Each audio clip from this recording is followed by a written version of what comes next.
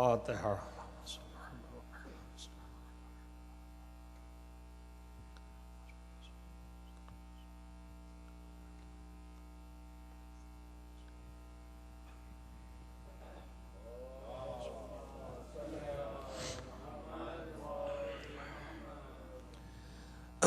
اعوذ باللہ السمیع العلیم من الشیطان اللعین الرجیم، بسم اللہ الرحمن الرحیم وبہ نستعین وہو المعین، الحمد للہ رب العالمین والعاقبۃ للمتقین والجنۃ للموحدین والنار للملحدین والمنکرین، الصلاة والسلام علی سید الانبیاء والمرسلین، خاتم النبیین مولانا مولا الکونین، جد الحسن والحسین ابی القاسم محمد،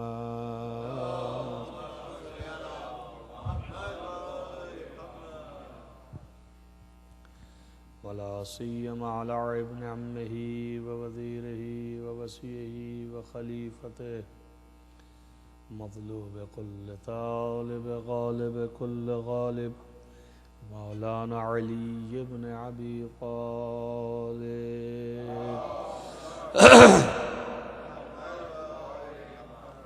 وعلی آلہ الطیبین الطاہرین المعصومین المظلومین، الذین اذھب اللہ عنہم الرجس وطہرہم تطہیرا،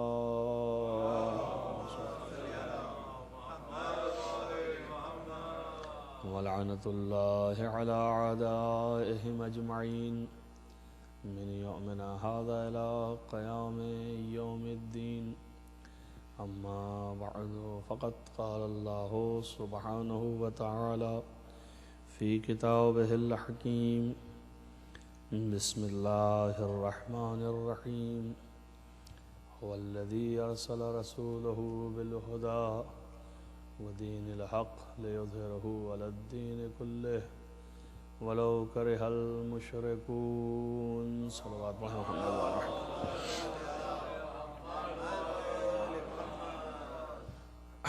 عزیزان گرامی مرتبہ اس آیہ کریمہ کے ذیل میں رسالت کے عنوان سے گفتگو چل رہی تھی، اور ظاہر ہے کہ اس مجالس کی آخری ایام ہے تو خستہ حالت ہیں لوگ، اس وجہ سے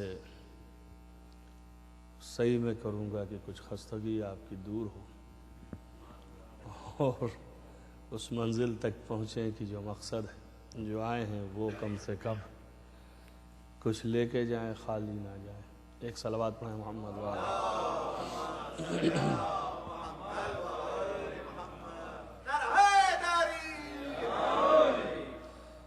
بس یہ اللہ کا کلام تھا کہ جس میں اللہ کا ارشاد ہے کہ هو الذی، وہ ذات وہ ہے کہ جس نے اپنے رسول کو رسول بنا کر کے ہدایتوں کے ساتھ اور دین حق کے ہمراہ اس دنیا میں بھیجا ہے، اور اس دین کو تمام ادیان پر، جتنے بھی دین ہیں ان سب پر غالب کرے گا، خواہ مشرکین کو یہ بات اچھی ہی کیوں نہ لگے۔ ہر حال میں اللہ اپنے دین کو غلبہ دے گا۔ ان 4-6 روز کی گفتگو میں میں نے آپ کے سامنے یہ پیش کیا تھا بالدلائل، یہ دین سارے دین پر غلبہ پائے گا کا مطلب یہ نہیں ہے کہ آخری زمانے میں پائے گا، اور بہت سے مفسرین اس کے قائل ہیں کہ خالص ایک زمانے میں مقید رکھنا وہ خلاف کمال و افضلیت ہے، تو اس لیے کہ یہ دین ایسا دین ہے کہ جس کے ساتھ خدا نے حق کی لفظ لگائی ہے، اور جب دین حق ہے تو وہ کبھی بھی کسی دین باطل کی ترویج نہیں کر سکتا۔ ہر زمانے میں، ہر دور میں اس نے جو ادیان بھیجے ہیں وہ سب اسی دین کی ہی جزیات تھے۔ کیوں؟ اس لیے کہ سبھی حق تھے جو اس کی طرف سے تھے، وہ باطل تھے نہیں۔ لہٰذا اللہ نے یہ لفظ لگا کے بتایا کہ جہاں تک ہمارے دین کا مسئلہ ہے، آدم سے لے کے خاتم تک جو ہم نے رہنمائیاں اور جو ہم نے طریقے اور راستے ہدایت کے روانہ کیے اور رہنمائی کی ہے اپنے نمائندوں کے ذریعے سے، وہ سب حق تھے، اور ہر دور میں کوئی دین ایسا نہیں تھا جو اس دین کے مقابل میں فتح یاب رہا ہو۔ لہذا یہ سلسلہ اول سے آخر تک یہ دین غلبہ ہی رکھتا چلا آ رہا ہے، پسپا نہیں ہوا ہے۔ وہ انتہا یہ ضرور رہا ہے کہ اس دین کے اوپر مصائب آتے رہے ہیں، اور ان مصائب سے اور مصیبتوں سے بچنے کے لیے اللہ نے ہر دور میں ایک دین کے پھیلانے والے کا انتظام کیا، تو ایک دین کے بچانے والے کا بھی انتظام کیا، ہر وقت، ہر زمانے میں، ہر آن میں۔ لہٰذا یہ محدود کرنا کہ آخر وقت خالص یہ دین غلبہ پائے گا، یہ درست نہیں۔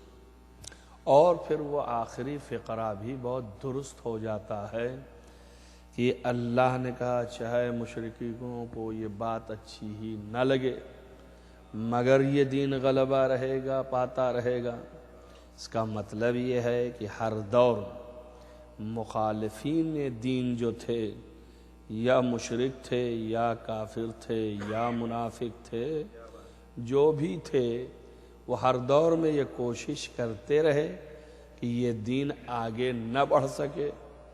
ان کی خواہش یہی رہی، مگر اللہ نے ہر دور میں غالب رکھا، لہذا ان کو برا ہی لگتا رہا اور برا ہی لگتا رہے گا۔ ایک صلوات پڑھیں محمد وآل محمد۔ چور کر دیا ذرا سے۔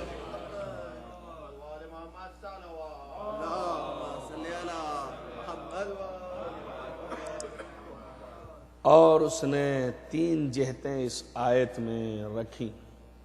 ایک تو یہ دین کے غلبہ کی بات، دوسرے یہ رسول کا تعارف جو اس نے کرایا، وہ یہ بھی بتایا کہ ہدایتوں اور دین حق کے ساتھ ہمارا رسول آیا ہے، اور رسول جو دین لایا ہے وہ دین حق ہے، اور اس کے اندر ذرہ برابر باطل کی گنجائش نہیں ہے۔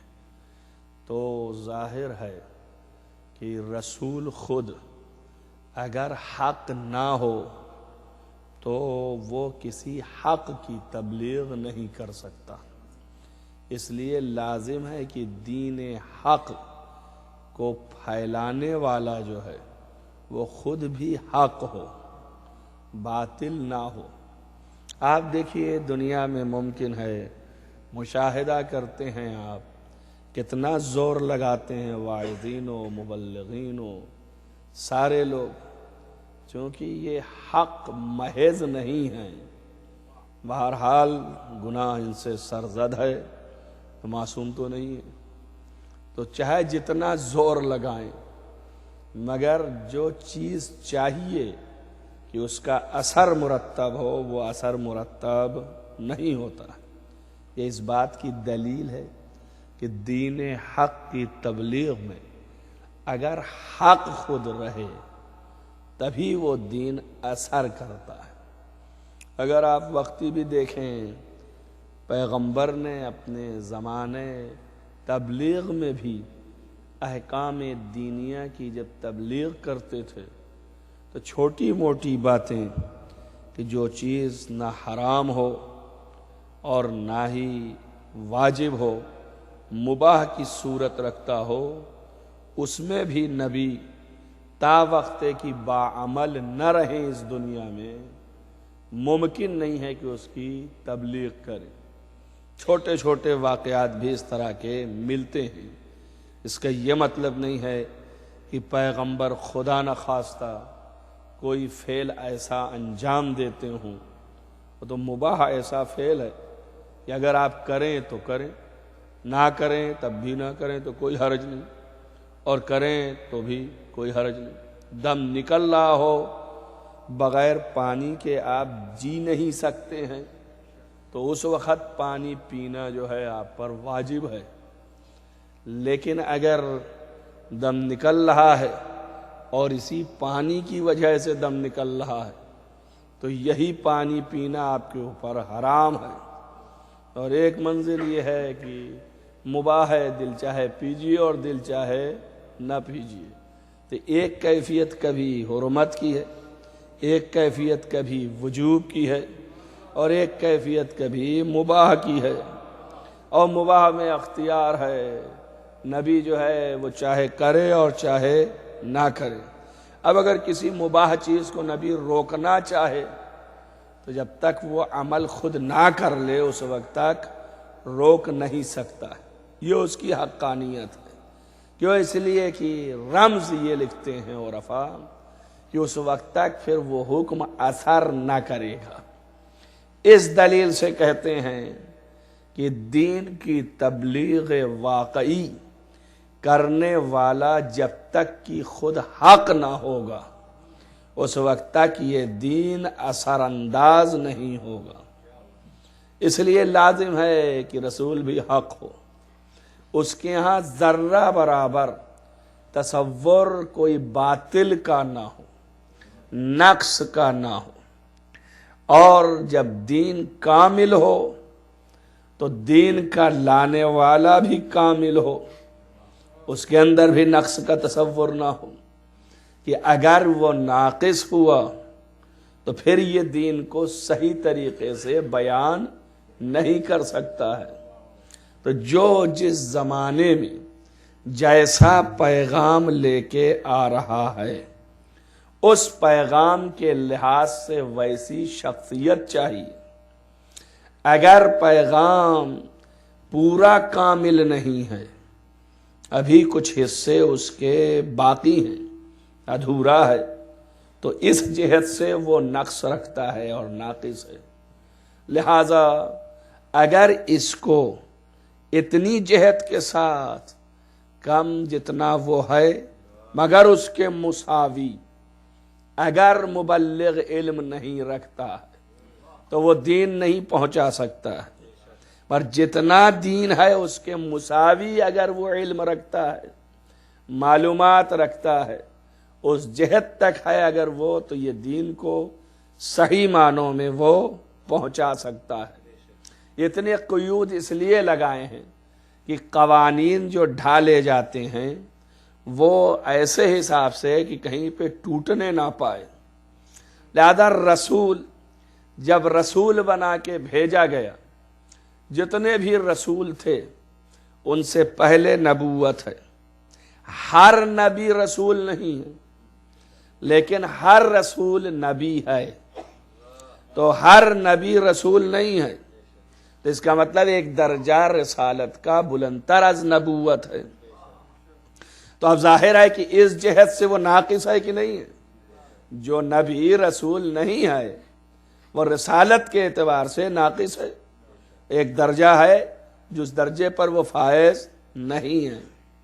تو بس اس اعتبار سے یہ نبی جو دین لے آئے گا، یہ نبی جو مذہب لے آئے گا، یا جس مذہب کی اور دین کی تبلیغ اس نبی کے ذریعے سے کرائی جائے گی، لازم ہے کہ یہ نبی اس دین کے مساوی علم رکھتا ہو۔ اور ظاہر ہے کہ ہر دین جو اللہ کی جانب سے ہے اس کے منشا و مراد و مشیت کے مطابق ہے تو اس دین میں نقص نہیں ہے، مگر چونکہ اہلیت نہیں ہے انسانوں کی، لہذا اس نے ہلکا رکھا ہے تاکہ ہلکا رہے، آسانی اس کے اندر ہے اور اس طریقے سے اتنا وہ عمل کر سکے۔ جس جس دور کے جس انسانیت کو جس زمانے میں اس نے دیکھا کہ یہ اب کچھ بہتر سے بہتر کام انجام دے سکتے ہیں تو اسی طریقے سے اعلیٰ سے اعلیٰ تر وہ دین کو بڑھاتا چلا گیا، مذہب کو بڑھاتا چلا گیا، اور اسی اعتبار سے نبی اور رسول بھی بناتا چلا گیا۔ جیسا دین تھا، جیسا مذہب تھا، جیسے قوانین تھے، ان کی معلومات کے اعتبار سے ویسا ہی نبی بھی لے آیا۔ اگر ایسا نہ ہوتا تو کبھی نہ کہتا فضلنا بعضهم علی بعض، ہم بعض نبیوں کو بعض نبیوں پر اور بعض رسولوں کو بعض رسولوں پر تلک الرسل فضلنا بعضهم علی بعض، انہی رسولوں میں سے بعض رسولوں کو بعض رسولوں پر ہم نے فضیلت دی ہے۔ فضیلت کس بات کی ہے؟ اگر خالص رسالت کا مسئلہ ہے تو رسول یہ بھی ہیں، رسول وہ بھی ہیں، دونوں رسول ہیں، اور رسالت ان کے پاس بھی ہے، رسالت ان کے پاس بھی ہے۔ مگر اگر خالص رسالت ہوتی تو اس میں فضیلت دینا ظلم ہے، کیوں؟ اس لیے کہ جب منصب دیا ہے تو تقاضائے منصب یہ ہے کہ مساوات برتے، تو اب سوائے اس کے اور کچھ نہیں ہے کہ اس عہد کی ضرورت کے مطابق جو ہم نے قانون الگ سے اضافی بھیجے تو اب ہمیں اس کو اس قانون کی اہلیت کو مد نظر رکھتے ہوئے اور اس زمانے کی افکار و عقل کی ترقی کو اپنی نظر میں رکھتے ہوئے اب اس نبی کو اس لیول کا بنا کے بھیجنا ہے تاکہ لوگوں کو جواب دینے میں رک نہ سکے، کہیں سے اٹک نہ سکے۔ اور خالص ایک ہی جہت نہیں ہوتی تبلیغ دین میں، پہنچانے میں کئی مسائل ہوتے ہیں۔ ایک تو یہ ہے کہ اس کا علم ہونا چاہیے، اس قدر علم ہو کہ جو وہ دین و قوانین ہیں ان کی حقیقت سے آگاہ ہو۔ ایسا علم نہیں جیسے ہم لوگ سیکھتے ہیں، ہم لوگ تو سیکھتے ہیں، ہم ڈھونڈتے ہیں، لے آتے ہیں روایت، حدیث اور قرآن کی آیت، مثلا وہ اس کے زمانے میں جو کتاب ہے اور وہ روایت اور حدیث نہیں ڈھونڈتا ہے، وہ اس کے حقائق سے واقف ہوتا ہے، فقط پابند ہے اللہ کی جانب سے احکام جو اس تک پہنچائے جائیں ان احکام کو حقیقت پہلے سے پڑھ کے آیا ہے۔ اگر بعد میں پڑھایا جائے تو یہ بات کا پڑھانا نقص ہے، کیوں؟ اس لیے کہ یہاں پر جو دین پھیلانا ہے وہ زمان و مکان کے مطابق اسے اس دین کو پھیلانا ہے، تو جب تک اس مسائل سے پہلے سے آگاہی نہ ہوگی تو زمان و مکان کا تعین نہیں کر پائے گا۔ اس لیے لازم ہے کہ پہلے سے حقیقت دین کا بھی علم ہو اسے۔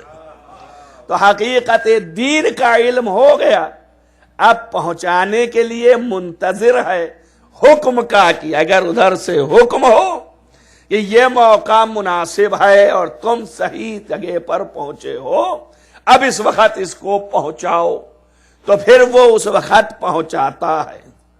اس طرح نبی کا اور رسول کا یہ کام ہے۔ ایسا نہ ہو جائے کہ علم تو ہم نے دیا ہے، سکھایا ہے، جیسے ہم لوگوں سے ہو جاتی ہے غلطی۔ فرض کیجئے ہم بہت طریقے سے تیار کر کے، یہی مثال لے لیجئے وقتی تقریر تیار کر کے لے آئے اوپر نیچے کر کے، اور یہ سوچ کر کے لے آئے کہ بھائی یہ پہلے دن ہوگی تاکہ مجمع ہمارا اس سے آشنا ہو جائے، اور یہ دوسرے دن ہوگی کہ اسی کے اوپر بلڈنگ تیار ہوگی، اور یہ تیسرے دن ہوگی کہ اب آگے اس کو دہرانے کی ضرورت ہی نہیں، اشارہ کرتے جائیں تو مسئلہ آگے بڑھتا جائے۔ لیکن اب جب یہاں آئے تو پہلے دن نل بٹا، سناٹا تھا، کوئی نظر ہی نہیں آیا، تو ہم کس کو سناتے اور بنیاد کس پر رکھتے؟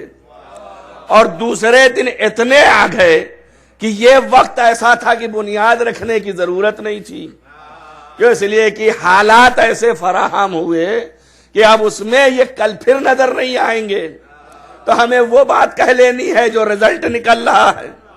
تب آپ سوچئے کہ رزلٹ پہلے سنا رہے ہیں اور بنیادیں بعد میں دے رہے ہیں، تب ترتیب گڑبڑ ہو جائے گی نا، اور ہو ہی جاتی ہے۔ اب اس میں کتنے فن برتنے پڑتے ہیں، یہ آپ کو کیا پتا ہے کیا مصیبت اور مصائب سے گزرتے ہیں۔ ایک صلوات پڑھیں محمد وآل محمد۔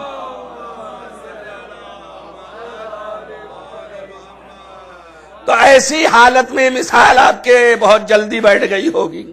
اگر ایسا ہی نبی آئے اور اس کے پاس علم بھی نہ رہے، حالات کو بھی دیکھنا ہے، ماحول مناسب ہو، فراہم کرے، آہستہ آہستہ تعلیم دے، تب ایک چیز کے لیے تمہیداً آمادہ کر لے جائے، اب اس کے بعد منتظر رہے کہ یہ آمادگی میری صحیح ہے یا نہیں، اور خدا اب کہے کہ ہاں یہ پہنچاؤ، یہ لے جاؤ، یہ اب یہاں وقت ہے پہنچانے کا، تو اب وہ پہنچائے تو اپنی ذمہ داری پوری کر رہا ہے۔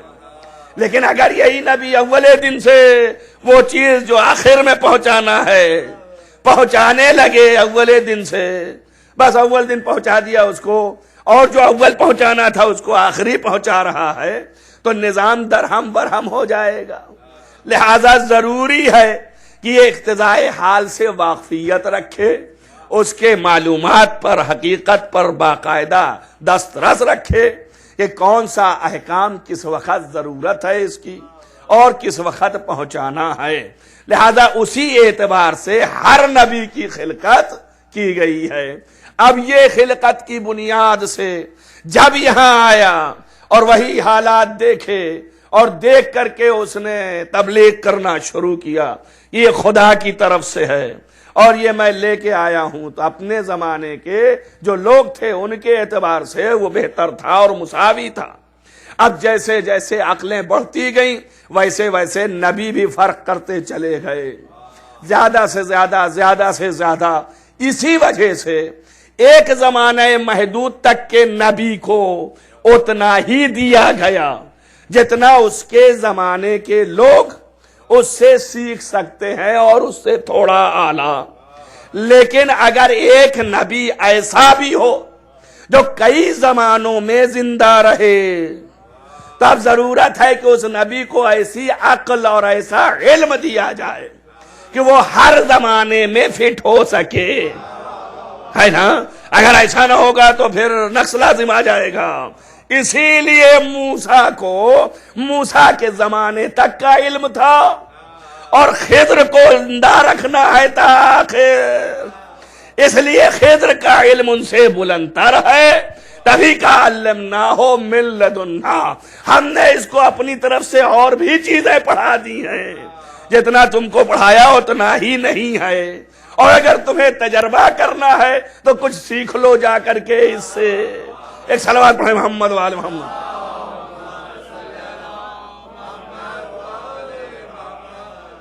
اس طرح سے اب یہ نبی جو ہے ایک زمانے تک کے لیے نبی ہے اور یہ انہی کے لوگوں کے درمیان ہے۔ کبھی نہ کبھی تو بہرحال کسی سے ملاقات ہو جاتی ہے، کبھی کوئی نہ کوئی راہ گم کرتا ہے تو اس کی یہ ہدایت کرتا ہے، اس کو ویسا ہونا چاہیے، اسی اندازے کا ہونا چاہیے تاکہ خفت نہ ہونے پاوے۔ آپ یہ سوچیں گے راستہ بتانے کا نبی ہے، اگر فرض کیجئے تو راستے کی معلومات رکھتا ہو بس، اور زیادہ کی ضرورت نہیں ہے۔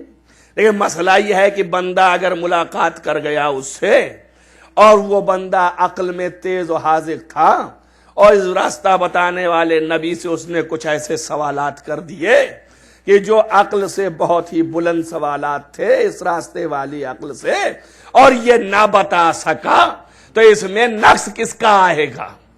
اس نبی کے اندر نقص ہوا نا، تو یہ نقص کہاں تک گیا؟ بھائی خالی نبی تک کی بات تھوڑی نہیں، بنا کے تو ادھر سے آیا ہے نا، تو اب یہ نقص وہاں تک پہنچ جائے گا۔ تو اس میں مسئلہ یہ نہیں ہے کہ اس کی ذات جو ہے وہ کم رہ جائے گی، بلکہ خدا کی قدرت پر حرف آنے لگے گا۔ اس لیے اس نے اپنا دیا اتنا کہ کبھی کسی بھی انسان کے سامنے سرنگوں نہ ہونے پائے۔ ہم جو گفتگو کر رہے تھے وہ انبیاء میں ہے درجہ، لیکن انسانوں کے مقابلے میں درجہ نہیں ہے۔ یہ ذہن میں نہ بیٹھ جائے کہ ہم جو ہیں اس وقت کے عقل مند اس زمانے کے انبیاء سے بہتر ہیں عقل کے اعتبار سے۔ جی نہیں، وہ عقل رکھتے تھے اعلیٰ، کمتر نہیں رکھتے تھے ہم سے۔ اگر ہم آج کے اٹھ کے موسیٰ سے بحث کرنا چاہیں تو ہماری بحث میں ہم آگے نہیں نکل سکتے، ورنہ ہم انسان جیسے ہو گئے۔ فرق ہی کیا رہا؟ بس کسی بھی بندے سے سرنگوں نہ ہونے پائیں۔ اب یہ بات اور ہے کہ ان کو جتنا دیا گیا ہے ان کے اعتبار سے جو قانون ہے، مگر آمادگی جب دیکھی جیسی ویسے ہی لے آئے قانون کو یہاں پھیلانے کے لیے اور پہنچانے کے لیے۔ اسی طرح رسول اللہ کا ہے کہ آخری نبی بنا کے بھیجا گیا، سارے قوانین پر دسترس کر کے اللہ نے حقائق قوانین ہر طریقے سے واضح اور روشن کر کے اب جب یہاں آیا تو سالہ سال اس نے ماحول فراہم کیا اپنے کردار حقانیت کی بنیاد پر، ایسا کہ ہر شخص دیکھ کر کے کوئی امین کہتا ہے، کوئی صادق کہتا ہے۔ جب کردار کی حقانیت واضح ہو گئی اور آمادہ ہو گیا ماحول اور فراہم ہو گیا موقع، تو اللہ نے کہا اب تبلیغ شروع کرو۔ اب تبلیغ کرنا شروع کر دیا انہوں نے۔ تو تبلیغ جو شروع کی وہ کہاں سے؟ کہا میرے نام سے شروع کرو۔ تو ایک بات معلوم ہو گیا کہ دین کی ابتدا ہمیشہ سے اللہ کے نام پر ہے۔ یہ بات معلوم ہو گئی نا؟ اب یہ دین کی شروعات اقرا باسم ربک الذی، یعنی اللہ کے نام پر اس کے نام کو پڑھو۔ تو یہ معلوم ہو گیا کہ ہر دین کی ابتدا اللہ کے نام پر ہے، اسی طریقے سے اس دین کی بھی ابتدا اللہ کے نام پر ہے۔ اب بیچ میں ساری چیزیں پڑھائی جا رہی ہیں تو کہیں انتہا بھی ہوگی اس دین کی۔ اللہ کے نام پر ابتدا ہے، یہ ابتدائے دین ہے، اور جب انتہا کی منزل ہے الیوم اکملت لکم دینکم، تو انتہا کس کے اوپر ہوا؟ انتہا اس پر کیا لے جا کر کے جب کہا من کنتو مولا۔ تو اب ایک بات یہ بھی معلوم ہو گئی کہ اس دین کی ابتدا اللہ کے نام پر ہے اور انتہا علی کے نام پر ہے۔ صلوات پڑھیں محمد وآل محمد۔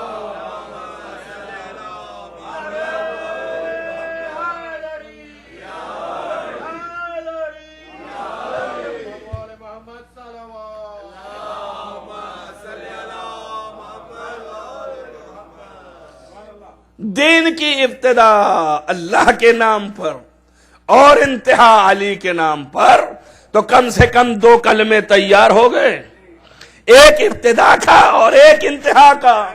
اور پہچانے والا کون تھا؟ بیچ کا، اسی لیے بیچ کے کلمے میں رہ گیا۔ تو اب ایک تو لا الہ الا اللہ، جب یہ بنیاد رکھ گئی تو محمد رسول اللہ بیچ میں اتنے سال تک، اور جب انتہائی دین کو پہنچے تو کہا علی ولی اللہ۔ تب آپ سے پوچھوں نا، جب دین کی ابتدا اللہ سے ہوتی ہے اور محمد میں درمیانی رہ گئے آپ، اور انتہا جو ہے وہ علی پر ہے، تو جب دین کامل نہیں ہو رہا ہے بغیر علی کے ذات کے، تو کیا ایمان آپ کا کامل ہوگا؟ بغیر علی کے کہیں سے ہو سکتا ہے؟ ایک صلوات پڑھیں محمد والوں۔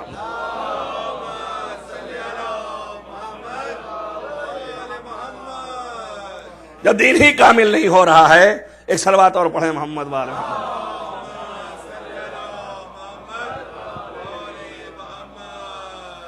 جب دین کا کمال جو ہے وہ متوقف ہے ابتدا اور انتہا، انتہائے دین جو ہے، کمال دین جو ہے وہ ذات علی ابن ابی طالب پر، تبھی تو کہا الیوم اکملت لکم دینکم واتممت علیکم نعمتی۔ اور انہوں نے کہا صاحب یہ آیت لاتے ہیں آپ، اور یہ بھی دیکھیے زمانے کے لحاظ سے نبی کی نبوت کو دیا جاتا ہے۔ سارے مقدمات ہم نے آپ کے سامنے بچھائے اسی لیے کہ آپ کا ذہن ادھر ادھر نہ جائے، اسی میں رہے۔ ہر نبی اسی اعتبار سے بافضیلت ہے۔ آپ بتائیے ہر زمانے میں ہر نبی کو اسی طرح بھیجا گیا، تو اب جو چیز جیسی بلندتر ہوتی ہے ویسا بلندتر نبی آتا ہے۔ دین میں جو چیزیں بلندتر ہوتی چلی جاتی ہیں اسی اعتبار سے بلندتر نبی بھیجا جاتا ہے، اور پھر وہ اس کا اعلان کرتا ہے۔ سارے انبیاء اسی طرح سے آئے۔ اب اس دین کی سب سے زیادہ بلند چیز جو ہے جو ہوگی اسی اعتبار سے نبی بھی بلند ہونا چاہیے، نبی کمتر تو ہوگا نہیں۔ اب یہ آپ کیسے پہچانیں کہ اس دین کی سب سے بلند چیز کیا ہے؟ یعنی بلندی رسالت اس سے پتہ چلے گی جو اس دین کی سب سے بلند شے ہو، اس سے پتہ چلے گا نا بلندی رسالت۔ بھائی دیر میں پہنچ پا رہے ہیں آپ لوگ، تو بلندی رسالت جو ہے اس کا اندازہ اس سے لگائیں گے کہ دین کی وہ چیز جو ہے وہ کتنی بلند ہے۔ اب بلندی کیسے پتہ چلے ہمیں؟ جس کے اوپر سارا کا دار و مدار آ کے ٹھہر جائے، سارا دار و مدار رہے، تو وہ کہاں ہے؟ وہ یہاں قرآن کہہ رہا ہے جب نماز آئی تو نہیں کہا، روزہ آیا تو نہیں کہا، حج آیا نہیں کہا، زکوٰۃ کا حکم آیا نہیں کہا، خمس کا حکم آیا نہیں کہا، تمام خود توحید کا پیغام آیا نہیں کہا، لیکن اس پیغام میں کہا کہ یا ایھا الرسول بلغ ما انزل الیک من ربک فإن لم تفعل، اگر آپ نے یہ نہیں کیا تو آپ نے کچھ بھی نہیں کیا۔ اس کا مطلب جو ہے اس دین کی سب سے عظیم چیز جو ہے اس کا نام یہ پیغام ہے جو غدیر میں پہنچانا ہے، کہ اسی پر سب متوقف ہیں، اسی پر توحید بھی ہے، اسی پر احکامات بھی ہیں، اسی پر رسالت بھی ہے۔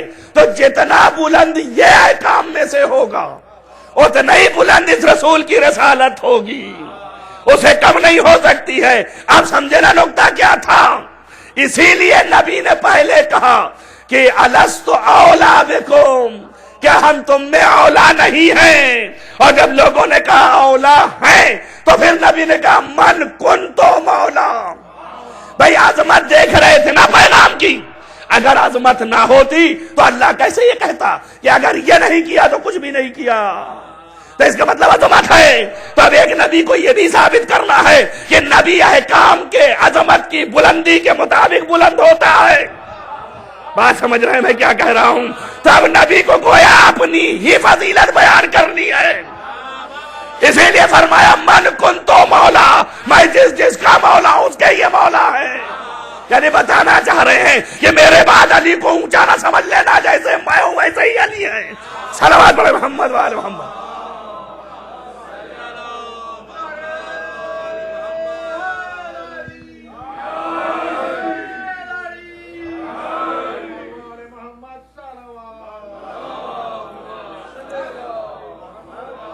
یعنی خود آئے بلغ سے ہی ہم دلیل مساوات امامت و رسالت دیتے ہیں کہ یہ رسالت آخری ختم نبوت یہ مساوی ہے اس امامت کے۔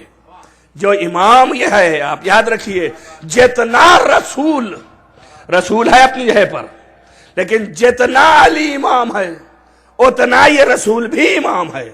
ایسا نہیں ہے کہ یہ امام نہیں ہے، اس لیے کہ ابراہیم نے اول دن جب بنیاد رکھی تھی تو اسی دن پوچھ لیا تھا وَمِن ذُرِّيَّتِي، میری ذریت میں سے، تو اللہ نے معین کر دیا کہ جو ظالم ہیں وہ نہیں پائیں گے، تو اب امامت تو جیسے عیسیٰ کو ملی، موسیٰ کو ملی، ذریت ابراہیم میں ہے، ویسے ہی امامت رسول اللہ کے پاس بھی ہے۔ منتہا یہ ضرور ہے کہ یہ رسالت کے عہدے سے بڑا ہے۔ آپ دیکھیے، میں ایک بات اس کو بھی استدلال کر رہا ہوں، آپ دیکھیے یہی نزاکت ہے کہ نبی نے یہ نہیں کہا کہ بھائی ہم کو رسول مانتے ہو کہ نہیں، یہ نہیں پوچھا کیا الستو رسولن، کیا میں رسول نہیں ہوں، اور اس کے بعد یہ کہتے میں جس کا رسول ہوں اس کے یہ علی بھی، اب کیسے کہتے توجہ کر رہے ہیں آپ، چونکہ درجہ بلند تھا، رسالت کا نہیں تھا، تو اچھا اس طرح کہتے میں کس کس کا امام ہوں، یہ بھی لے لیجئے، یہ امامت کی بھی لفظ نہیں آنے پائی۔ اس کا مطلب یہ ہے کہ یہاں پر نہ رسالت کا اعلان ہے اور نہ ہی امامت کا اعلان ہے۔ توجہ کیجئے گا، یہ ایک ایسی چیز کا اعلان ہو رہا ہے جو مافوق امامت بھی ہے نا، مافوق امامت بھی ہے، امام تو اور بھی ہے۔ بھئی میں کچھ کہنا چاہ رہا ہوں، اگر میں یہ بتاتا کہ امامت ہی ہے، جیسے رسالت کی بات لے آیا کہ اس سے بلندتر مرتبہ امامت ہے، ویسے ہی اگر امامت کی بات ہوتی تو پھر یہ ہو جاتا کہ جتنا درجہ ابراہیم کا ہے اتنا ہی درجہ اس امام کا بھی ہے، جتنا درجہ موسیٰ کا ہے اتنا ہی درجہ اس امام کا ہے، لیکن ایسا نہیں ہے، بلکہ اس سے مافوق کا اعلان ہے۔ اب مافوق کا کسی کے لیے تھا ہی نہیں، صرف تین ہی کے لیے تھا، انما ولیکم اللہ ورسولہ والذین آمنوا الذین یقیمون الصلاۃ ویؤتون الزکاۃ وہم راکعون۔ تو چونکہ یہی تین تھے اسی لیے اللہ نے کہا پہنچاؤ۔ توجہ کر رہے ہیں آپ، اب اس کے بعد جب پہنچانے کی بات آئی تو اپنے کو پہلے مولائیت کا اعتراف لیا، اب اس کے بعد کہا کہ میں جس کا مولا ہوں اس کا یہ مولا ہے، تو نہ رسالت ہے نہ امامت ہے، بلکہ مولائیت کا اعتراف لے رہا ہے، اور مولا کے معنی اولا بالتصرف اور حاکم کے ہیں، یعنی نبی بنیاد رکھ رہا ہے کہ میں بھی حاکم تھا اور یہ بھی حاکم ہے۔ صلوات پڑھیں محمد وآل محمد۔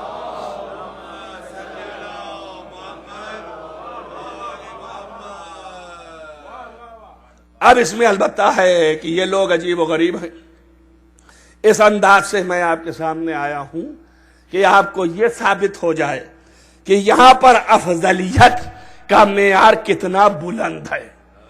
اللہ نے اتنا ہی نہیں رکھا کہ آپ کو اشتباہات ہو جائے، نبوت، رسالت، امامت، یہ تینوں درجات جو ہیں زمانے کے لحاظ سے بدلتے گئے نا، تو اب یہ بتا رہا ہے کہ اتنا بلند کر دوں گا کہ زمانہ چاہے جتنا بدلتا جائے مگر یہ نہیں بدلیں گے، یعنی ولایت اتنا بلند کر دیا ہے کہ یہ نہیں بدلیں گے، یہ ولایت ہے، اس میں ہر دور میں، ہر زمانے میں، ہر مقام پر، ہر جگہ اور ہر زمان میں یہ بلندی رہیں گے۔ کیوں؟ اس لیے کہ ہر شے تحت تصرف قدرت الہی ہے، اور وہی تصرف کی قدرت نبی کو ہے، اور وہی تصرف کی قدرت اس علی کو ہے، لہذا فرمایا اس کا اعلان ہم کر رہے ہیں۔ اب یہ اعلان تھا اور نبی نے اعلان کیا، لوگوں نے مبارکبادی دی، اب یا لوگوں نے سمجھا نہیں اس بات کو، اس دقیق نقطے کو آگاہ نہیں ہوئے، تو کیسے؟ اس لیے کہ یہ تو عربی ہی زبان تھی، یہ تو نکال کے ہم آپ کے سامنے بیان کر رہے ہیں، لیکن وہ تو سمجھ ہی رہے تھے، تو بغیر سمجھے مبارکبادی کیسے دیا؟ ان کا مولا کے معنی آپ حاکم جو بتانا چاہتے ہیں وہ نہیں ہے، مولا کے معنی جو ہے بس دوست کے ہیں، دوست کے ہیں، 22-23 معنی ہے مولا کے۔ آپ سوچئے کہ لفظ مولا کے 22-23 معنی لکھ دیے، ان کا 22-23 معنی ہے، یہ بھی ہو سکتا ہے، وہ بھی ہو سکتا ہے، وہ بھی ہو سکتا ہے، یہ محل استعمال بتاتا ہے کہ کون کس وقت استعمال کرنا چاہیے، کیسے، اور جو استعمال ہوا ہے اسی محل سے ہم معنی جو ہے مستکشف کرتے ہیں اور نکالتے ہیں کہ شاید یہ معنی ہوگا۔ تو جب ایک کلام نبی آئے آپ کے سامنے اور اس کا معنی کرنا ہو تو 22 معنی ہیں جس میں تم حل نہیں کر پا رہے ہو۔ اب میں تے پوچھ رہا ہوں، جب کلام نبی نہیں حل ہو رہا ہے، 22 معنی ہے، تو کلام خدا کیسے حل ہوگا؟ تو پھر کیسے کہہ دیا کہ یہ ہمارے لیے کافی ہے؟ صلوات پڑھ محمد وآل محمد۔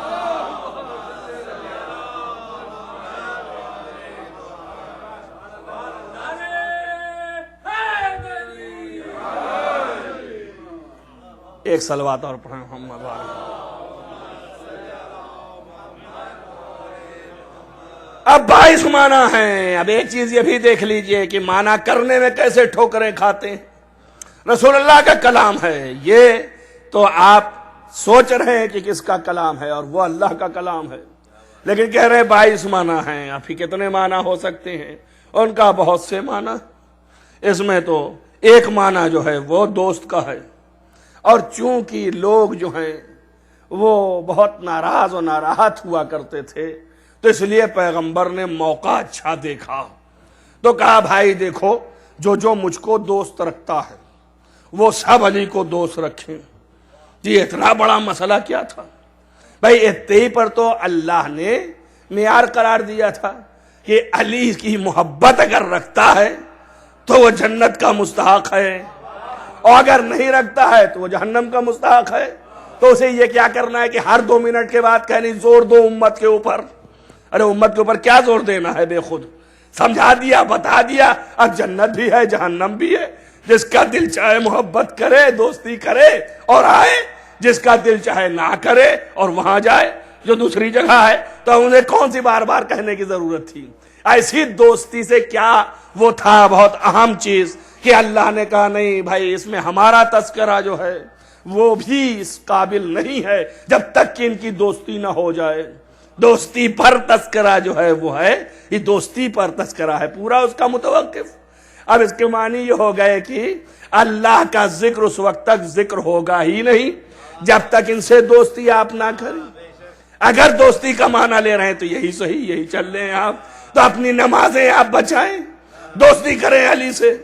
اگر ذرہ برابر دوستی سے پھرے آپ تو یہ نماز آپ کی نماز نہ رہے گی، یہ روزہ آپ کا روزہ نہ رہے گا، یعنی یہ احکام سارے نہ رہیں گے۔ کیوں؟ اس لیے کہ اس نے کہا فَإِن لَمْ تَفْعَلْ، اگر آپ نے یہ نہیں کیا تو کچھ پہنچایا ہی نہیں آپ نے۔ رسالت کو بھی اس نے اتنا زیادہ جو ہے وہ تنبیہ کیا کہ اگر یہ نہیں کیا تو کچھ نہیں کیا ہے۔ دوستی کا مسئلہ تھا۔ اب جو ہم یہاں لے آئے کہ ٹھیک ہے دوستی ہی صحیح، دوستی کا معنی مان لو، مگر ایک شرط یہی ہے کہ جب یہ معنی مانو گے تو تمہارے اوپر فرض ہو جائے گا کہ ہر چیز کے کرنے سے پہلے علی کی دوستی ہو، اور دوستی بغیر محبت کے آتی ہے نہیں، بس محبت لانا پڑے گا تمہیں ان کی دوستی کے لیے۔ تو اب یہاں سے فرار، اس لیے کہ اگر یہ کہہ دیں تو بغض والے میں نام کیسے نہ لکھا جائے، پھر اسے کیسے بچ سکتے ہیں؟ وہاں چہرہ بتا رہا ہے کہ دوستی نہیں ہے۔ رسول اللہ کے زمانے میں اصحاب خود ہی کہہ رہے کہ جب آیتیں نازل ہوتی تھی مدح کی اور رسول سناتے تھے تو فرماتے تھے کہ تم منافقوں کو پہچان سکتے ہو، یعنی جو علی کو دوست نہیں رکھتے انہیں کس طرح سے پہچان سکتے ہیں؟ کہا چہرے دیکھنا ان کے، اگر چہروں پر ان کے شکن آ رہا ہے سمجھنا یہ منافق ہے۔ تو ایک پہچان یہ بھی بتا دی کہ منافق کی پہچان یہ ہے کہ علی کا ذکر کرو، اگر چہرہ تھوڑا سا ٹیڑھا ہوا سمجھ لینا یہ منافق ہے۔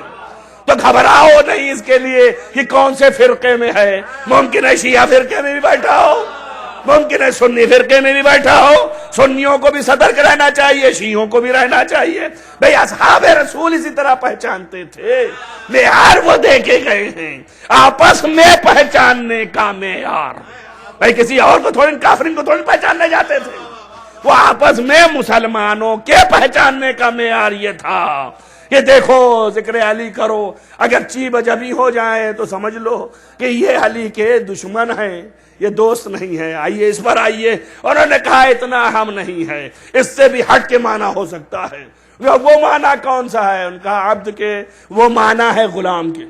پیغمبر نے فرمایا کہ میں جس کا غلام ہوں اس کے یہ علی غلام ہیں۔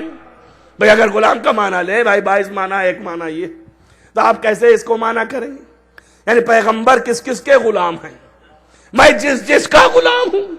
اب کس کس کے کہ ہزاروں کے تو ہے نہیں، کسی ایک کے غلام ہے، وہ اللہ کے ہیں، اللہ کے غلام ہیں۔ اور غلام کو عربی میں عبد کہتے ہیں نا، تو عبد آیا بھی ہے عبدہ و رسولہ، تو اب جو اللہ کے غلام ہیں تو یہی بتا رہے ہیں کہ بھیا یاد رکھو میں اللہ کا غلام ہوں، یہ بھی اللہ کا غلام ہے۔ جیسے میں اللہ کا پابند ہوں ویسے یہ اللہ کا پابند ہے، جیسے میں اللہ کے کہنے پہ چلتا ہوں ویسے یہ اللہ کے کہنے پہ چلتا ہے۔ تو اب مطلب کیا ہوا؟ یہی تو مطلب بتا رہے کہ یہ اللہ والا ہے، تم کبھی جرات نہ کرنا اس کے آگے آنے کی، مقابلے میں نہ آنا، یہ اللہ والا ہے، یہ غلام ہے، جیسے میں غلام ویسے یہ غلام۔ اور میں کس کا غلام؟ اللہ کا غلام۔ اب سوچئے آپ، اگر اس میں غلامی کا مسئلہ تھا اور اس میں یہ معنی تھا تو اتنا بڑا اہم معنی تو نہیں ہے نا۔ خواہ محبت کا لیں خواہ غلام کا لیں، یہ جو بخن کہہ رہے تھے کہ مبارک ہو آپ کو مبارک، یہ تو کوئی بہت بڑی چیز نہیں تھی نا، یہ تو خود بھی دوستوں میں سے تھے رسول اللہ کے، تو خود ہی دوست تھے۔ اور پھر یہ بھی کہہ سکتے تھے کہ ہم بھی غلام رسول ہیں، اس لیے کہ ساتھ ہی ساتھ رہتے 24 گھنٹہ۔ تو اس میں کون سی بڑی بات ہو گئی جب ان کو کہا گیا کہ یہ بھی غلام ہو گئے، یہ بھی دوست ہو گئے، تو اس میں مبارکبادی دینے کی ضرورت کیا ہے؟ تو سارے صحابی تھے، کون سا اونچا مرتبہ مل گیا تھا؟ اس کا مطلب یہ ہے کہ ان دونوں معنوں میں بہتر معنی نہیں ہے۔ اسی طریقے سے 22 معنی کی تحلیل کریں، اس میں ایک ہی معنی ایسا ملتا ہے کہ جس میں یہ لگتا ہے کہ مبارکبادی دینا بھی صحیح ہے اور نبی کا یہ کہنا بھی صحیح ہے کہ میں جس کا مولا ہوں یعنی حاکم۔ اب اس میں یہ کہنا کہ لقد اصبحت مولایا، آپ میرے بھی حاکم ہو گئے اور سارے مومن و مومنہ کے بھی حاکم ہو گئے۔ تو اب جب حاکم تسلیم کر لیا تو دلیل بھی دینی پڑے گی نا۔ شاید اسی کے زمرے میں جب پھنستے تھے تو پلٹ کے آتے تھے کہ بھائی حاکمی کے پاس چلو، وہی حل کرنے والا ہے۔ ایک صلوات پڑھیں محمد وآل محمد۔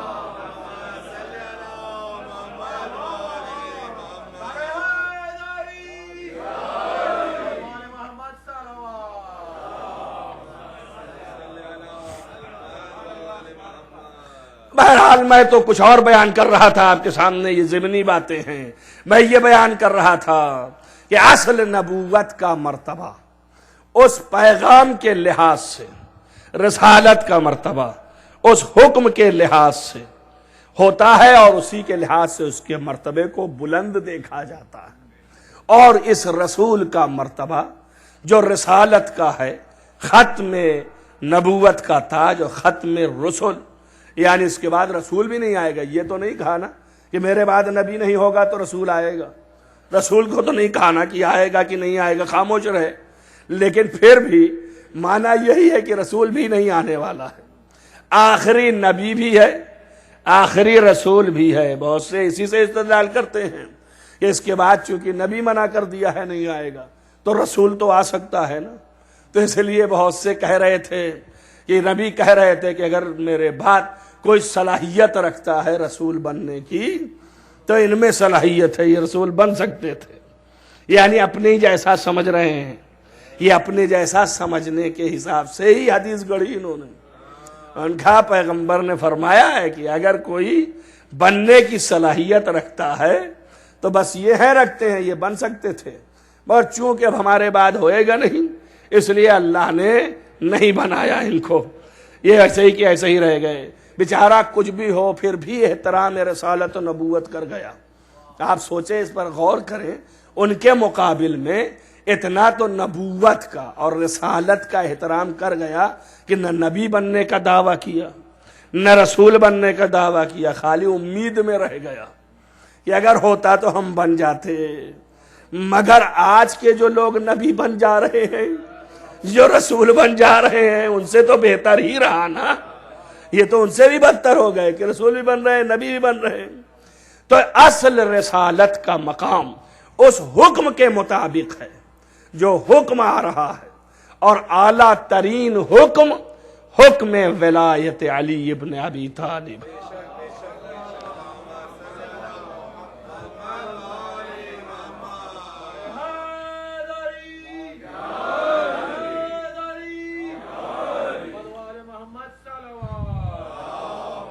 جس کے اوپر کل دین مبتنی ہے۔ سید خدری جو کہ معروف ترین صحابی ہیں، یا خدری، یہ بیان کرتے ہیں اہل سنت کی تمام کتابیں اس روایت کو لکھتی ہیں، اور ہر ایک شیعوں کے ہاں تو بھری پڑی، مگر تھوڑے اختلاف کے ساتھ۔ اہل سنت یہ کہتے ہیں کہ ابو سعید خدری یہ کہتے ہیں کہ جناب والا رسول نے فرمایا ہے کہ دین 5 چیزوں پر ہے، دین 6 چیزوں پر ہے، 5 جو ہیں احکام۔ ایک تو شروع کیا کلمہ لا الہ الا اللہ، دوسرا نماز، تیسرا روزہ، چوتھا زکوٰۃ، اور 5واں حج، اور چھٹا ولایت علی ابن ابی طالب۔ ان 6 چیزوں پر پورا دین مبتنی ہے، دین اسی کے اوپر ہے، یہ اہل سنت لکھتے ہیں۔ اور شیعوں کے ہاں یہ ہے کہ دیکھیے دین کلمہ طیب جو ہے وہ الگ ہے، وہ اصول دین ہے، اس کے ساتھ فروع دین میں جو آتا ہے تو کہتے ہیں نماز، روزہ، حج، زکوٰۃ، خمس اور ولایت۔ ان چیزوں پر دین متوقف ہے۔ روایت پڑھ رہا ہوں میں، مختلف روایتوں کو پڑھ کے علماء نے وہ 10 چیزیں نکالی۔ تو یہ لوگ قائل ہیں اس بات کے، تمام کتابوں میں آپ سنن کبریٰ میں دیکھیں، وہاں پر بھی مل جائے گا کہ ابو سعید خدری کہتے ہیں رسول اللہ نے فرمایا کہ یہ دین مبتنی ہے 6 چیزوں پر۔ ایک، اللہ کا کلمہ لا الہ الا اللہ، کلمہ طیب۔ دوسرا نماز، تیسرا روزہ، پھر زکوٰۃ، پھر حج، اور پھر اس کے بعد آپ دیکھیں کیا ہوا۔ اول توحید کا کلمہ، کلمہ طیب، پھر نماز، پھر روزہ، پھر زکوٰۃ، پھر حج، 5 ہو گئے نا۔ اب چھٹا ہوا ولایت، اور اس کے بعد کہا اسی کو بھلا دیا، اس کو بھلانا نہیں چاہیے تھا۔ رسول اللہ نے 3 دفعہ فرمایا تھا علیک الولایہ، علیک الولایہ، علیک الولایہ، تمہارے اوپر ولایت ہے، تمہارے اوپر ولایت ہے۔ کیا مطلب؟ تمہارے پر واجب ہے ولایت کو ماننا، تمہارے اوپر واجب ہے ولایت کو ماننا، تمہارے اوپر واجب ہے ولایت کو ماننا۔ جتنی تاکید ولایت کے لیے کیا ہے اتنی کسی ایک کے لیے بھی نہیں کیا ہے، یہ ان کی روایت ہے، اور اسی کو لوگوں نے بھلا دیا، چھوڑ دیا۔ جب چھوڑ دیا تو اب ظاہر ہے کہ سارا دین اسی کے اوپر ہے، ہر چیز، کلمہ طیب بھی اسی پر، نماز بھی اسی پر، روزہ بھی اسی پر، حج بھی اسی پر، زکوٰۃ بھی اسی پر۔ اب یہ سب اس پر ہیں، جب اسی کو بھلا دیا تو پورا دین بھلا دیا، پورا دین ختم ہو گیا۔ دیکھیں یہ ان کے اعتبار سے بھی ثابت ہو رہا ہے، اور ہمارے ہاں تو قرآن سے ہی استدلال کر دیا کہ فَإِن لَمْ تَفْعَلْ فَمَا بَلَّغْتَ۔ جب اگر آپ نے اس کو نہیں پہنچایا تو کچھ نہیں پہنچایا، نبی نے کچھ نہیں پہنچایا، تو جو آپ نے اس کو نہیں مانا تو کچھ نہیں کیا۔ بھئی جب نبی کا اللہ نے کچھ نہیں کہہ دیا تو ہماری کیا حیثیت ہے؟ ہم کو بھی کہہ دیا کچھ نہیں کیا، ہے کہ نہیں ہے؟ تو ہمیں نہ حدیث میں جانے کی ضرورت ہے نہ کچھ، قرآن ہی بتا رہا ہے کہ یہ ولایت ایسی چیز ہے کہ بغیر اس کے نہ نماز ہے، نہ روزہ ہے، نہ حج ہے، نہ زکوٰۃ ہے۔ ایک صلوات پڑھیں محمد والے محمد۔ اسی لیے خلیفہ دوم کے بیٹے عمر کے بیٹے جن کا نام ہے عبداللہ ابن عمر، انہوں نے فرمایا کہ ہم نے رسول اللہ سے یہ حدیث سنی ہے، اور اپنے بابا کے ذریعے سے انہوں نے یہ فرمایا ہے کہ رسول اللہ نے فرمایا کہ اگر کسی شخص کو 1000 سال اور پھر 1000 سال، یعنی 2000 نہیں، انہوں نے کہا معنی اس کے ہے کہ 1000 کو 1000 سے ملٹیپل کریں، اتنے سال عمر مل جائے۔ اگر آپ 2000 لے لیں، البتہ وہاں معنی یہی کہ 1000 اور 1000 کو لگائیں، ملٹیپل کریں، تو آپ وہ کتنا بنا؟ 1,00,000 ہو گیا نا تقریباً۔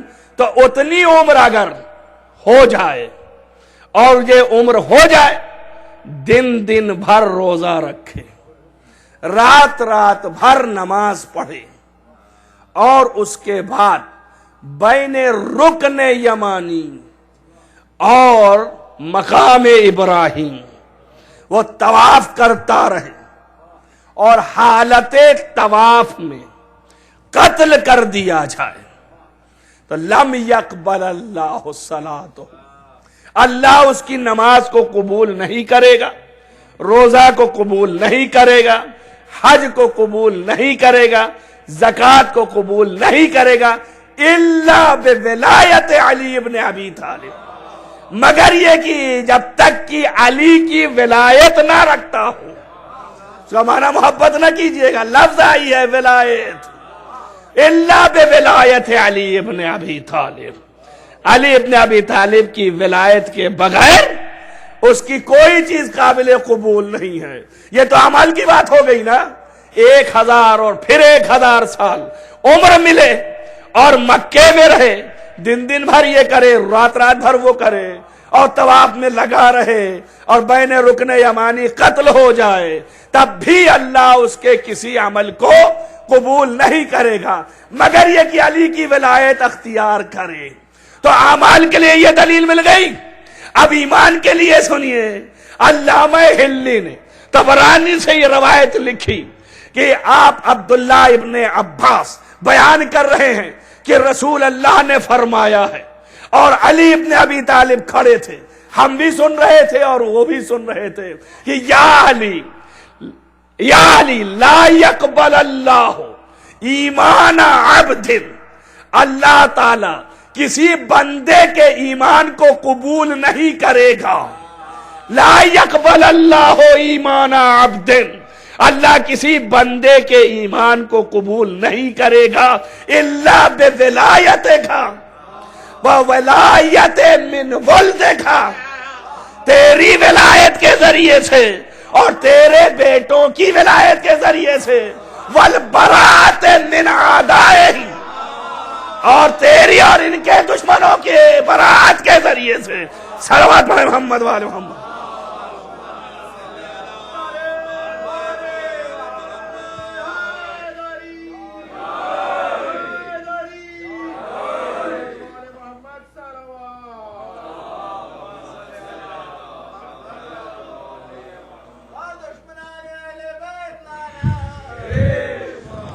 بس ختم کر دیا۔ آپ نے دیکھا کہ ہمیں سمیٹ کے بتانا آپ کو یہ تھا کہ عمل اور ایمان دو ہی چیز ہیں، عمل بھی نہیں قبول ہو رہا ہے بغیر ولایت کے، اور ایمان بھی قبول نہیں ہو رہا بغیر ولایت کے۔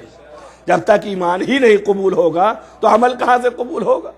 بھئی ایمان کے اوپر ہی عمل کا چرخہ چلنا ہے، ایمان کے ذریعے سے ہی عمل تولا جانا ہے، لہذا ایمان اور عمل دونوں ولایت کے مطابق ہے۔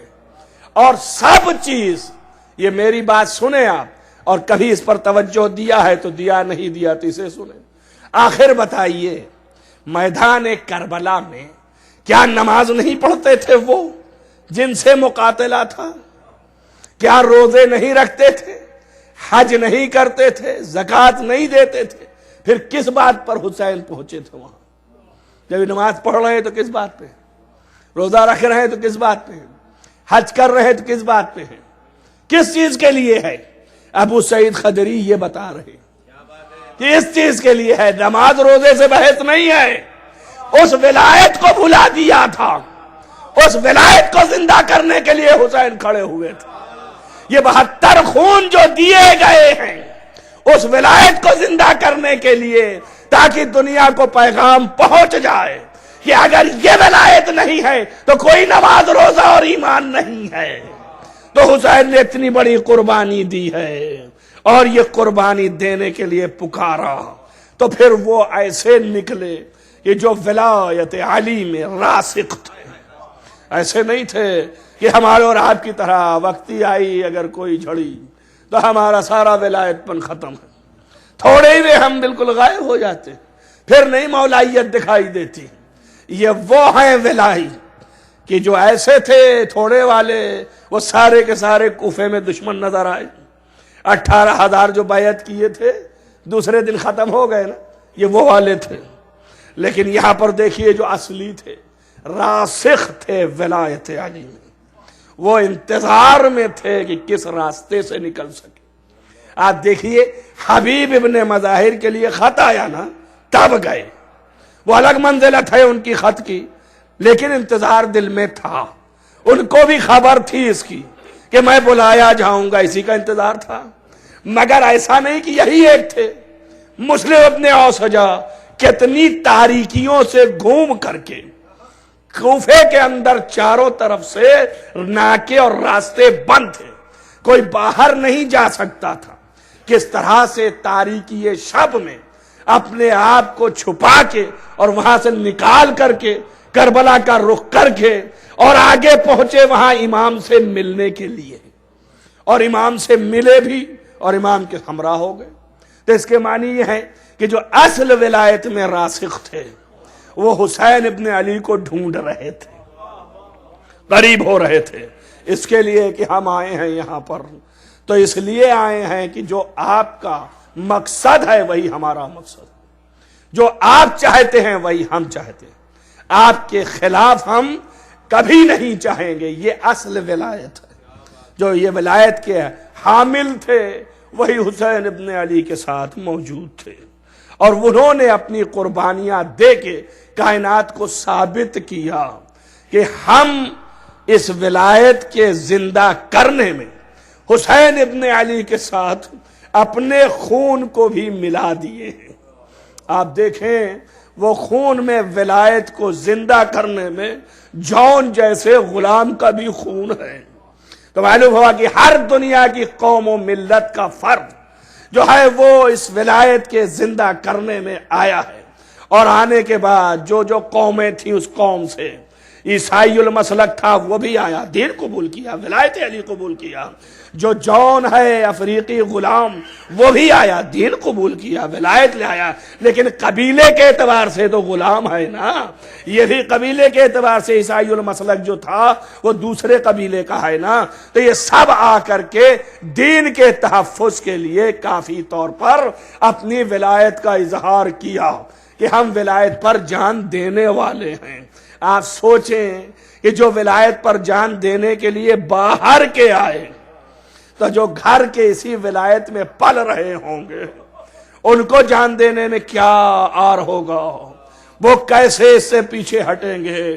اب آپ سوچئے کہ مسئلہ حسین ہی تنہا نہیں ہے کربلا میں، علی کی ولایت کا مسئلہ ہے جس کے لیے عباس نے اپنی جان کو جان نہیں سمجھا ہے۔ ان کے باپ برحق ولایت پر تھے، لہذا آپ نے اپنے بھائیوں سے کہا ہے کہ آگے بڑھو، اس میں ذرہ برابر تم جو ہے وہ پیچھے نہ ہٹنا، اور تھوڑا سا بھی نفسانیت تم پر غالب نہ ہونے پائے۔ تو یہ سارے واقعات بتاتے ہیں کہ یہ اہل حرم جو یہاں سے لے کے شام اور کوفے کے بازار سے گزر کر شام کے بازار میں یہ مصیبتیں برداشت کر رہے ہیں، یہ کس لیے ہے؟ تحفظ ولایت علی۔ عزیزو کتنی بڑی بات، اس سے بھی بلند، تحفظ ولایت علی ہی کے لیے تو ہماری بی بی سیدہ ایک دیوار و در کے درمیان پیسی گئی۔ کس لیے؟ اسی تحفظ ولایت کے لیے ہے نا۔ اب میں کہوں گا بی بی زینب آپ کے مسائب یقیناً بہت ہیں، لیکن بی بی یہ بتائیے تازیانے تو کھائی ہیں مگر در و دیوار کے درمیان تو نہیں پسی۔ آپ کی مادر گرامی تو در و دیوار کے درمیان پسی ہے۔ اللہ اکبر۔ اب جو لوگ یہ حق کے ولایت کو ادا کر رہے ہیں اور ان سے خطائیں ہو جا رہی ہیں تو ان کا بھی حق بنتا ہے نا کہ ان کا بھی کوئی مددگار مارو۔ عزیزو اسی لیے علامہ صدوق لکھتے ہیں کہ جب روز حشر ہوگا تو ایک سواری نور کے اونٹ کی آئے گی اور محشر میں آواز آئے گی کہ غضوا ابصارکم، اپنی آنکھوں کو بند کر لو، نگاہیں نیچی رکھو۔ اذن جاءت فاطمہ سیدۃ النساء العالمین، فاطمہ آنے والی ہے، نور کی اونٹ پر، نور کی عماری پر بیٹھے ہوئے آ رہے ہیں، مہار ہے علی کے ہاتھ میں، آگے آگے رسول ہے، اور آگے جب کھڑا ہو گیا تو ایک مرتبہ پکارا، آواز آئی، محمد پوچھو ان سے کس لیے آئی ہے؟ سید عالمین نے آواز دیا، بارے لہا، میں اپنا حق لینے آئی ہوں۔ معبود تو بتا یہ ان مظلوموں کے ساتھ جو ظلم کیا گیا کس وجہ سے، بِأَيِّ ذَنبٍ قُتِلَتْ، قرآن کہہ رہا ہے کس جرم میں قتل کیے گئے۔ عزیزو لکھا ہی ہے کہ تبرکات کے عزا دکھائے گی، سب سے پہلے حضرت محسن کا کرتا اٹھائے گی، معبود یہ بچہ کس جرم میں قتل ہوا، اور پھر 6 مہینے کے علی اصغر کا کرتا، اور بتائیں گی بارے لہا یہ کیوں ہے۔ عزیزان گرامی ایک ایک کا یہاں تک کہ خدا کی آواز آئے گی کہ بس فاطمہ روک دو اپنے بہن کو۔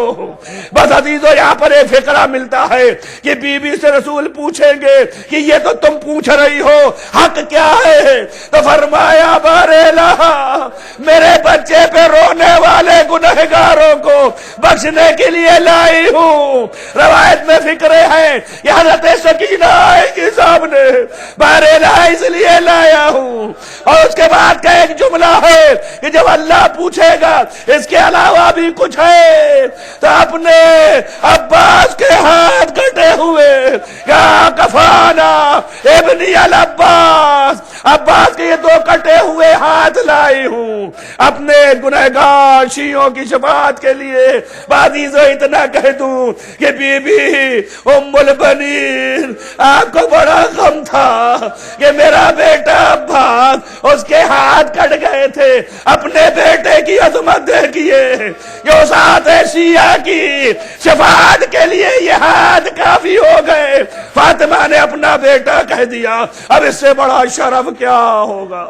سيعلم الذين ظلموا أن ينقلبوا منقلبوا اللهم إني أسألك بحق فاطمة وأبيها وبالها والسر المستودع فيها أن تصلي على محمد وآل محمد۔ بہرحال ہاتھ تجھے واسطہ ہے محمد وآل محمد کا، معبود نہان کبیرہ والصغیر عفو فرما، نیک اعمال کی توفیق عنایت فرما، جہاں جہاں بھی محبان آل محمد ان کو حفظ و امان میں رکھ، روضہ مقدس کی حفاظت فرما، معبود تمام مریضوں کو شفا عنایت فرما، جو مریض اس بزم میں موجود ہیں ان کو بھی شفا عاجل و کامل عنایت فرما، اور جن مریضوں نے دعاؤں کے لیے کہا ان کو شفا عاجل و کامل عنایت فرما۔ بہرحال تمام مرنے والے مرحومین جو محبان آل محمد سے ہیں جہاں جہاں بھی دنیا میں ان کو جوار معصوم میں جگہ عنایت فرما، خصوصاً اس مجلس کے بانیان کے مرحومین کو جوار معصوم عنایت فرما۔ بہرحال امام کا ظہور جلد از جلد فرما، ان کے اصحاب و انصار میں شمار فرما۔ اللہم تقبل من الدعا ماتم حسین یا حسین۔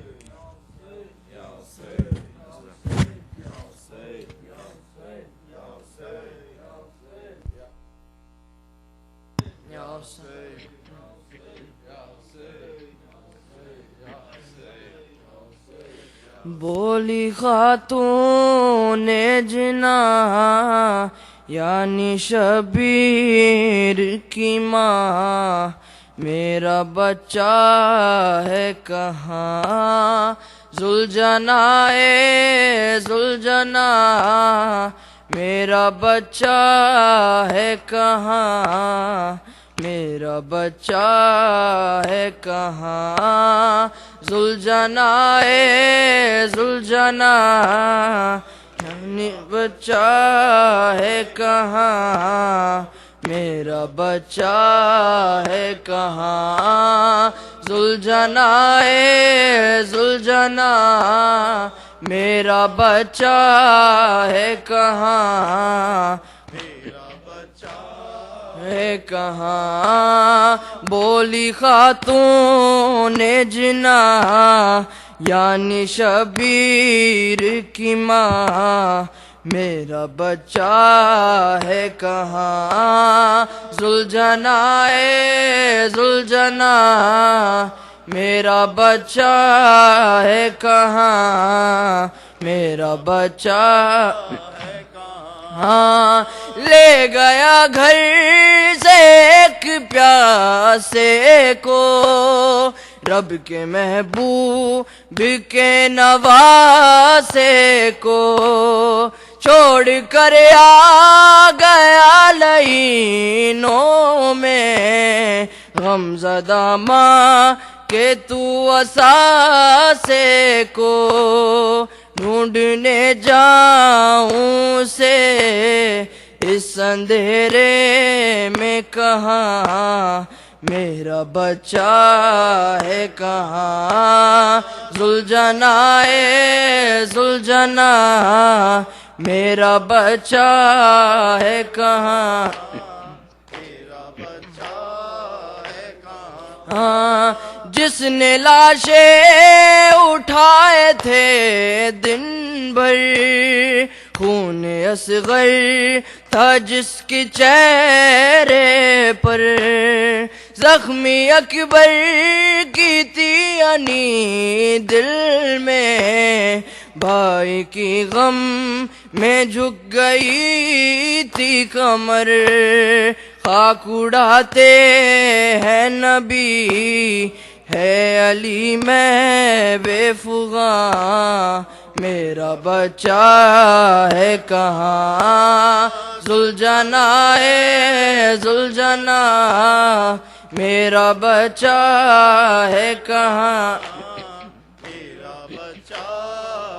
کہاں راقب دوش مصطفیٰ تھا وہ تجھ کو بچپن سے چاہتا تھا وہ ساتھ کیوں آج اس کا چھوڑ دیا جبکہ مشکل میں آ گیا تھا وہ بے وفائی کا سبب کیا کروں تجھ کو بیان میرا بچہ ہے کہاں ذوالجنا ذوالجنا میرا بچہ ہے کہاں